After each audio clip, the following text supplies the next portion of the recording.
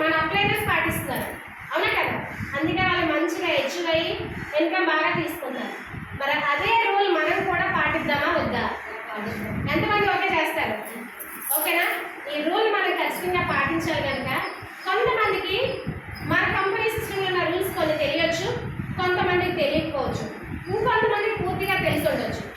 మరి తెలిసినా తెలియకపోయినా సగం తెలిసిన వాళ్ళకి, పూర్తిగా తెలిసిన తర్వాత కొత్తగా వచ్చిన వాళ్ళ కోసం మన సిస్టంలో ఉన్న రూల్స్ ఏంటో ఒకసారి మనం చెప్పుకుందాం. ఓకేనా?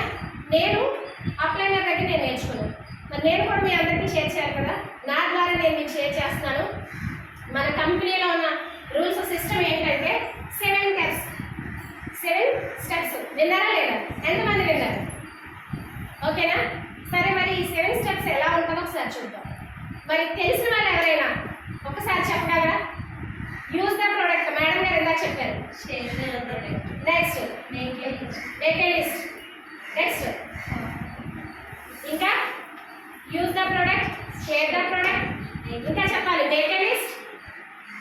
Next team work, invitation, home meeting, phone call ఉన్నాయి కదా. మరి వీటి గురించి ఒక్కొక్కటిగా నేను ఎక్స్ప్లెయిన్ చేస్తాను, వినండి. ఫస్ట్ మనం చేసేది ఏంటండి? Use the product. చెప్పాలి అందరూ. Use the product. Use the product. చల్లగా ఉంది, నిద్రపోకండి, ఖచ్చితంగా ఇది వినాలి. వింటే మనం మనతో వచ్చి జర్నీ చేసే వాళ్ళకి మనం చెప్పగలం.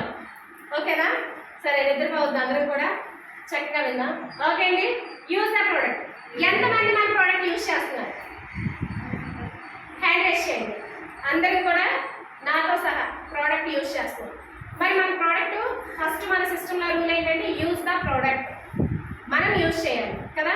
మనం యూజ్ చేస్తే వచ్చే బెనిఫిట్ ఏంటంటే మనం దాన్ని తీసుకున్న తర్వాత ఈ ప్రోడక్ట్ యొక్క దమ్ముని మనం చెప్పగలం. ఇంకొకటి మనం చెప్పాలంటే ఫస్ట్ ఏం చేయాలి? మనం ఉపయోగించాలి. మనం ఇంట్లో అయినా సరే చూడండి, ఏదైనా టేస్టీ వంట చేస్తాము, చేసి పక్కన పెట్టి దాని టేస్ట్ చూసిన తర్వాత అది బాగుందనేది ఇంకొకటి చెప్పాలి. బాగోలేదంటే దానికి ఏదైతే తక్కువైందో దాన్ని కొంచెం షేర్ చేసి చక్కగా తయారు చేస్తాం, అంతే కదా. అలా మనం ఏంటంటే ఫస్ట్ మనం యూజ్ చేయకుండా అవతల వాళ్ళకి మనం చెప్పే ఛాన్సెస్ లేదు. ఇది చాలా బాగుంది చూడండి అంటే ఏం బాగుంది, దాంట్లో ఏముంది? ఏదైనా ఒక ప్రోడక్ట్ అలోవెరా ఉంది, అలోవెరా కలబంద దేనికి ఉపయోగపడుతుంది, అసలు ఇది ఎలా యూజ్ చేయాలి అనేది మనం చెప్పాలి అంటే ఫస్ట్ మనం వాడుకోవాలి. ఓకేనా? First step. Next share the product. Second ఏంటండి? Share the product. షేర్ చేయాలంటే ఫస్ట్ మనం యూజ్ చేయాలని అనుకున్నాం కదా. మరి యూజ్ చేసిన తర్వాత షేర్ చేయడం వల్ల బెనిఫిట్ ఉందా లేదా? ఎందుకంటే యూజ్ చేసిన మనం ఒక్కరమే, దాన్ని ఉపయోగించుకున్న తర్వాత ఇంకొక 10 మందికి షేర్ చేయడం వల్ల ఎంతమందికి ఆరోగ్యం ఇచ్చిన వాళ్ళు అవుతామండి కదా.